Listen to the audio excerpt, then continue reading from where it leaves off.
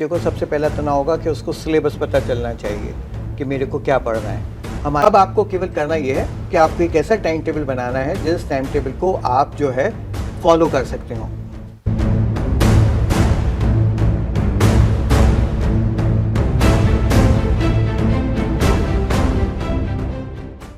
Hello everyone, this is your Roshan bhaiya. तो इस video में हमने आप लोगों को ये बताया था कि सीबीएसई ने 2025 बोर्ड परीक्षा के लिए क्लास 10th का एकेडमिक कैलेंडर रिलीज कर दिया है। तो इस वीडियो को जाकर एक बार जरूर देख लेना, डिस्क्रिप्शन पे इसका लिंक दिया हुआ है। इस वीडियो में हमने आप लोग को ये बता दिया है कि आपकी प्री बोर्ड एग्जामिनेशंस कब कब होगी, हाफ ईयरली की बोर्ड परीक्षा कब होगी, या फिर आपका जो मेन बोर्ड परीक्षा है वो कब से शुरू होगा, यानी कब कब क्या क्या होने वाला है। हमने इस वीडियो में ऑलरेडी आप लोग को समझा दिया है।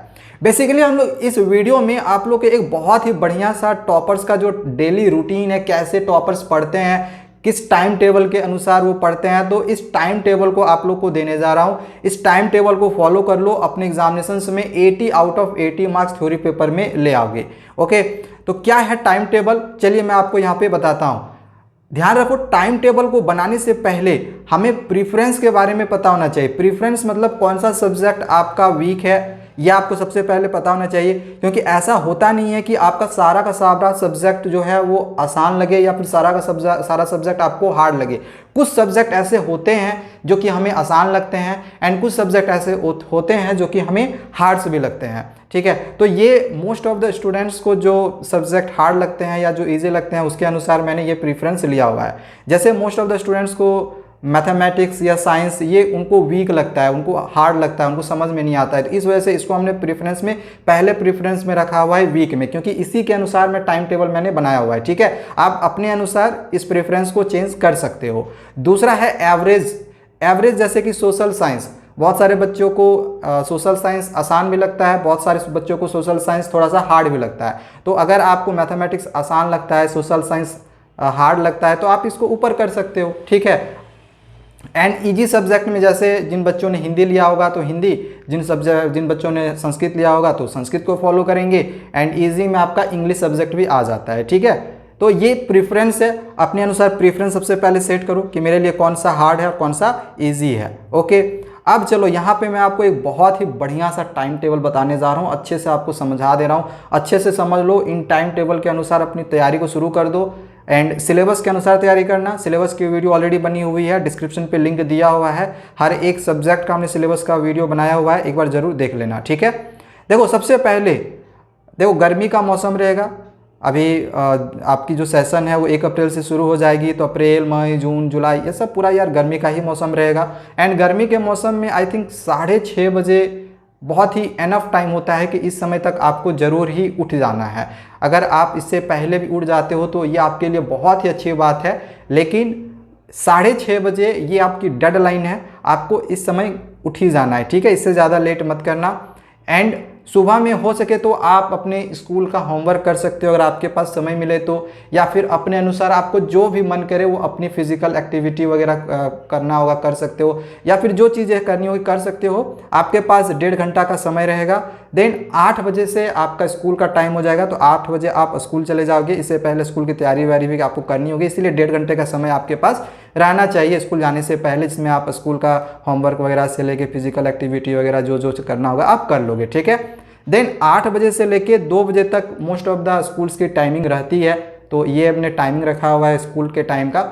अगर आपका स्कूल का टाइमिंग कुछ डिफरेंट होगा तो आप कमेंट कर देना, मैं उसके अनुसार भी आप लोग को एक अलग से टाइम टेबल सजेस्ट कर दूंगा। ठीक है, देन अगला है, जैसे ही आप 2 बजे घर आ जाते हो, तो अब घर आने के बाद ऐसा नहीं कि आए और सडनली पढ़ना शुरू कर दिया, नहीं, आए आराम से थोड़ा सा रिलैक्स होना है, लंच वंच करना है, तो आराम से 1:30 बजे तक लंच कर लो, थोड़ी बहुत नींद ले लो, आराम से सो लो, क्योंकि गर्मी का मौसम में ऑब्वियसली नींद तो आता ही है, तो सोना भी ज़रूरी है, रेस्ट लेना भी ज़रूरी है, तो थोड़ा सा रेस्ट लो, 3:30 बजे तक आराम से रेस्ट लो। एंड अब जैसे ही 3:30 बज गया तो अपना स्कूल का होमवर्क इसको ज़रूर कर लेना। ठीक है, स्कूल का होमवर्क करना भी हमारे लिए ज़रूरी होता है। एंड अगर आपका स्कूल में होमवर्क ऐसा कुछ भी नहीं मिलता है या फिर आप जल्दी फिनिश कर लेते हो तो आप यहाँ पर अच्छी नींद और भी ले सकते हो, या फिर ये समय आपका एक फ्री समय रहेगा। ठीक है, तो 5 बजे तक आपको स्कूल का होमवर्क कंप्लीट कर लेना है। ओके, देन 5 बजे के बाद आपको खेलने के लिए भी जाना है। एंड देखो खेलना हमारे लिए बहुत ज़रूरी होता है, फिजिकल एक्टिविटी। ऐसा नहीं मोबाइल में गेम खेल खेल के रहेंगे।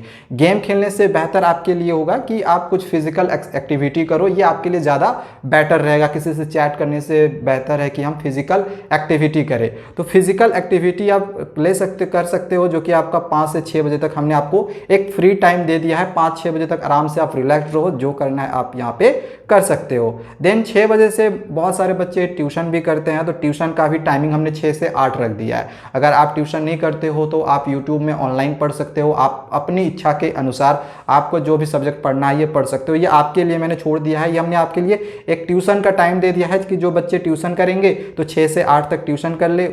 इनके लिए बेस्ट ये टाइम रहेगा ट्यूशन पढ़ने का। एंड अगर वो ट्यूशन नहीं पढ़ते हैं तो इस समय आप वो ऑनलाइन कुछ भी स्टडी कर सकते हो, ठीक है, आपकी क्लास से रिलेटेड। एंड अगला आप जैसे घर आ जाते हो तो 8 बजे आना है। एंड ये आपका एक बहुत ही इंपॉर्टेंट टाइम रहता है, बहुत ही इंपॉर्टेंट फेज़ होता है 8 से 9 बजे तक के बीच में, क्योंकि ये एक शांत वातावरण का समय रहता है। एंड इस समय जो आप पढ़ते हो ना तो वो आपके दिमाग में छपता भी है, ठीक है। एंड पढ़ने का ये सबसे एक बेस्ट समय है। एंड इस बेस्ट समय में हमें उस सब्जेक्ट को प्रेफरेंस देना है जो सब्जेक्ट आपका सबसे ज़्यादा वीक है, ठीक है। तो मेरा अगर सबसे ज़्यादा वीक साइंस है तो हम इसको साइंस पे यहाँ पे रख दिए। अगर आपका मैथमेटिक्स होगा तो मैथमेटिक्स रख लोगे, सोशल साइंस होगा तो सोशल साइंस रख लेना। मतलब कि जो भी आपका सबसे वीक होगा उसको आप पहले रख देना। लेकिन मैं सजेस्ट करूँगा कि सोशल साइंस पहले मत रखना। क्यों, आगे मैं आप लोगों को बताऊँगा। या तो साइंस रखना या तो फिर मैथमेटिक्स रखना, ठीक है, क्योंकि मोस्ट ऑफ द स्टूडेंट्स का यही हार्ड लगता है, ठीक है ना। देन जैसे ही 9 बज गया तो ऑब्वियसली 1 घंटा पढ़ लिए, आराम से डिनर विनर करेंगे। आधे घंटे में डिनर आप आराम से फिनिश कर लोगे, टीवी भी देख के कुछ हम डिनर आराम से कर सकते हैं, ठीक है। तो यहाँ पर भी आपको थोड़ा सा रिलैक्स फील यहाँ पर भी आप हो जाओगे। देन स्टडी टाइम फिर से आपको शुरू करना है। जैसे 9:30 बज गया, ठीक है, 10 मिनट हम रिलैक्स लिए। 9:30 या 9:45 से आप कोशिश करो, या 9:05 से यहाँ से पढ़ना स्टार्ट करो। आपका जो सेकंड प्रेफरेंस था कि आपको एक सब्जेक्ट के बाद कौन सा ऐसा सब्जेक्ट है जो आपको हार्ड लगता है, यानी कि वीक है आपका, तो अगर मुझे मैथमेटिक्स लग रहा है तो इसके बाद हमने मैथमेटिक्स थोड़ा बहुत बना लिया, ठीक है। तो आधा घंटा 1 घंटा हमने मैथमेटिक्स बना लिया, जो अपने अनुसार है पढ़ना है पढ़ लिया, चलो ठीक है, ये भी हो गया मेरा 1 घंटा।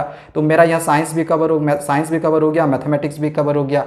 देन अब आपका जो प्रेफरेंस नंबर 3 कि आपको 10:30 से 11 बजे तक मात्र आधा घंटा या तो इंग्लिश पढ़ो, या तो हिंदी पढ़ो, या फिर संस्कृत पढ़ो। हिंदी संस्कृत में कोई एक, जो भी बच्चे लिए होंगे, मतलब या तो हिंदी या तो इंग्लिश, ये 2 में से कोई एक सब्जेक्ट पढ़ो। क्योंकि इंग्लिश और हिंदी ये इजी सब्जेक्ट होते हैं। इसको आप आधा घंटा भी समय दोगे ना तो आधे घंटे में पूरे स्टोरी को इजीली ख़त्म कर सकते हो। एंड उसके क्वेश्चन आंसर्स को भी आप बना सकते हो। तो ये आपके लिए काफ़ी इजी रहेगा कि हाफ आवर में आप स्टडी करके एक दिन इंग्लिश करो, एक दिन हिंदी कर लो। और जो संस्कृत लिए होंगे तो एक दिन इंग्लिश करेंगे, दूसरे दिन संस्कृत कर लेंगे। ऐसा नहीं कि हर दिन इंग्लिश पढ़ना जरूरी है या फिर हर दिन हिंदी पढ़ना जरूरी है, ऐसा कोई ज़रूरी नहीं है। एक दिन इंग्लिश पढ़ लिए, एक दिन हिंदी पढ़ लिए, आधा घंटा आपके लिए एनफ है, ठीक है। और समय बचता है तो एक दिन में आधे घंटे में दोनों कर पाते हो, दोनों कर लो, कोई दिक्कत नहीं है। लेकिन वो सही नहीं रहेगा तो एक दिन इंग्लिश एक दिन हिंदी करके पढ़ो, ये आपके लिए ज़्यादा बेटर रहेगा। देन जैसे 11 बज जाता है तो 11 से 12 बजे तक भाई सोशल साइंस पढ़ लो आराम से, एकदम मस्त 1 घंटा पढ़ो, चाहे हिस्ट्री हो, ज्योग्राफी हो, इकोनॉमिक्स हो, पॉलिटिकल साइंस हो। आपको देख लो ये 4 सब्जेक्ट हैं। स्टार्टिंग कहाँ से करोगे ये आप पर मैंने छोड़ दिया है। आप हिस्ट्री पढ़ना चाहते हो, ज्योग्राफी पढ़ना चाहते हो, पॉलिटिकल साइंस पढ़ना चाहते हो, या फिर जो भी आपका इकोनॉमिक्स बच गया वो पढ़ना चाहते हो, ठीक है। तो 1 घंटा आपको यहाँ पे समय देना है। एंड जैसे आपको लगेगा ना कि अब मुझे नींद लग रहा है, क्योंकि सोशल साइंस ऐसा सब्जेक्ट ही है कि जैसे आप पढ़ना शुरू करोगे ना तो आपको नींद आना शुरू हो जाएगा। जैसे हम हिस्ट्री सुनते हैं तो कैसे हमें नींद आना शुरू हो जाता है, ठीक है। तो सोशल साइंस ना ऐसा सब्जेक्ट ही है कि आप उसको कितना भी इंटरेस्टिंग तरीके से पढ़ने की कोशिश करोगे ना, लेकिन कहानी सुनने के बाद जैसे बच्चों को नींद आती है ना वैसे आपको नींद आना लग जाएगा। तो इसी वजह से मैंने शुरू में आपको नहीं कहा था कि पहले सोशल साइंस रखना। अगर आपका सब्जेक्ट हार्ड भी है ना, आपको हार्ड भी लगता हो सोशल साइंस, तो भी कोई दिक्कत नहीं है, फिर भी इसको लास्ट में ही रखना, आराम से लास्ट में पढ़ना, क्योंकि पढ़ने के बाद आपको थोड़ा सा नींद जरूर आएगा।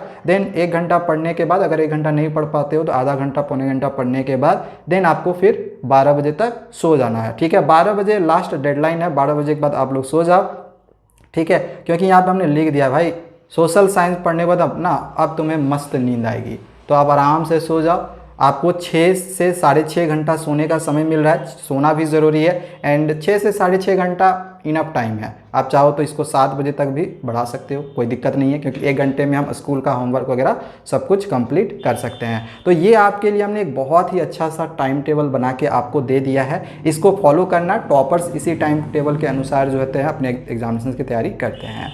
तो यहाँ तक वीडियो को देखने के लिए आप सभी लोगों को बहुत बहुत धन्यवाद। थैंक्स फॉर वॉचिंग एंड आगे और भी इस तरह की इंटरेस्टिंग वीडियोज़ आते रहेगी। तब तक चैनल को सब्सक्राइब करके रख लेना और कोई क्वेश्चन होगा कमेंट करना। Thank you, bye bye.